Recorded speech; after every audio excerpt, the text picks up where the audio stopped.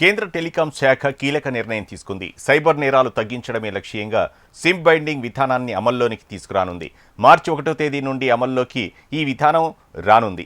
కొత్తగా అమల్లోకి వస్తున్న ఈ విధానం ద్వారా ఇకపై వాట్సాప్, టెలిగ్రామ్, సిగ్నల్ వంటి మెసేజింగ్ యాప్లు మొబైల్లో సిమ్ యాక్టివేషన్లో ఉంటేనే పనిచేయనున్నాయి. సైబర్ నేరాలు తగ్గించడంలో ఈ సిమ్ బైండింగ్ విధానం కీలక పాత్ర పోషిస్తుందని అధికారులు చెబుతున్నారు. దీనిపై మరింత సమాచారం మా ప్రతినిధి రజిత అందిస్తారు. సైబర్ నేరాలను అరికట్టేందుకు కేంద్ర ప్రభుత్వం కీలక నిర్ణయం తీసుకుంది. సిమ్ బైండింగ్ విధానాన్ని అమలులోకి తీసుకొచ్చే విధంగా అయితే చర్యలు చేపట్టింది. మార్చి 1వ తేదీ నుండి అయితే ఈ ప్రక్రియ అమలులోకి రానుంది. అయితే ఈ సిమ్ బైండింగ్ ప్రక్రియ ద్వారా ఇకపై ఎవరైనా వాట్సాప్, టెలిగ్రామ్ వంటి మెసేజింగ్ యాప్లు ఉపయోగించాలంటే ఆ అకౌంట్కి సంబంధించిన సిమ్ కార్డు మొబైల్లో యాక్టివ్గా ఉండాల్సి ఉంటుంది. సిమ్ కార్డు ఫోన్లో లేకపోయినా లేదంటే డీయాక్టివేట్ అయినా కూడా ఆ సంబంధిత యాప్లు వాటికంతటా అవే ఆటోమేటిక్గా లాగౌట్ అయ్యే అయితే అవకాశం ఉంటుంది.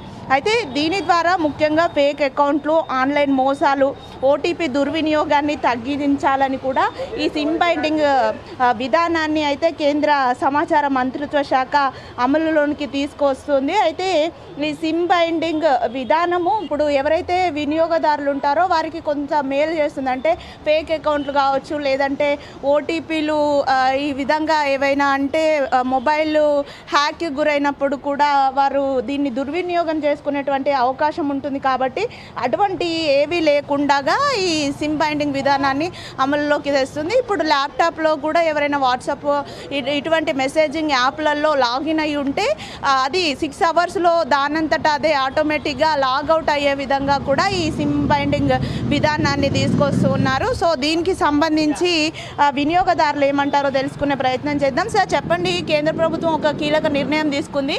ఈ సిమ్ బైండింగ్ విధానాన్ని అమల్లోకి తీసుకొస్తుంది. దీనివల్ల ఎటువంటి మంచి జరుగుతుందని మీరు అనుకుంటున్నారు? నాకు తెలిసి అయితే మంచిగా జరుగుతుంది మేడం. ఎందుకంటే ఇప్పుడు మొబైల్ పోతాయి, కొంతమంది వాళ్ళు ఆ ఫోన్లో వాట్సాప్ ఉంటుంది, వాళ్ళు లాగౌట్ చేయలేరు అందులో. కానీ వాళ్ళకి చాలా బెనిఫిట్ అవుతుంది ఇది. వాళ్ళకి పోయి కంప్లైంట్ ఇవ్వడం అట్లాంటిది కాకుండా వాళ్ళు వేరే ఫోన్లో డైరెక్ట్ లాగిన్ చేసుకోవచ్చు. అదొక బెనిఫిట్ అవుతుంది.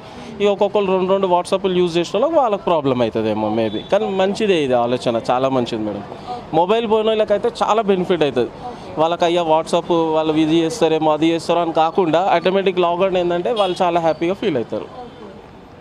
ముఖ్యంగా సైబర్ నేరాలను తగ్గించేందుకు, ఆన్లైన్ మోసాలను కూడా అరికట్టేందుకు ఈ సిమ్ బైండింగ్ విధానము ఎంతగానో ఉపయోగపడుతుందనే ఉద్దేశంతోనే దీన్ని కీలకంగా అమలు చేయడానికి ప్రభుత్వం అయితే పూనుకుంది. ఈ నేపథ్యంలోనే మార్చి 1వ తేదీ నుండి కూడా ఇది అమల్లోనికి వచ్చే అవకాశం ఉంది. అయితే వినియోగదారులకు ఇది కొంత అంటే ఎవరైతే 2 ఫోన్లలో వాట్సాప్ని యూజ్ చేస్తున్నారో వారికి కొంత ఇబ్బంది కలిగినప్పటికీ కూడా భద్రతా పరంగా ఇప్పుడు కొత్తగా వస్తున్నటువంటి ఈ విధానము ఎంతో ఉపయోగకరంగా ఉంటుందని కూడా వినియోగదారులు చెప్తున్నారు. మొత్తంగా కొత్తగా అమల్లోకి వచ్చే ఈ సిమ్ బైండింగ్ విధానం ద్వారా కొంత సైబర్ నేరాలను నియంత్రించవచ్చు, వాటిని తగ్గించవచ్చు అనే ఉద్దేశంతో అయితే ఈ విధానాన్ని అమలులోనికి తీసుకొస్తున్నారు. మరి దీని ద్వారా వినియోగదారుల భద్రత ఏ విధంగా ఉంటుంది, వారు ఏమన్నా భవిష్యత్తులో ఇబ్బందులు ఎదుర్కొనే పరిస్థితి నెలకొంటుందా ఈ సిమ్ బైండింగ్ విధానం ద్వారా అనేది వేచి చూడాల్సి ఉంది.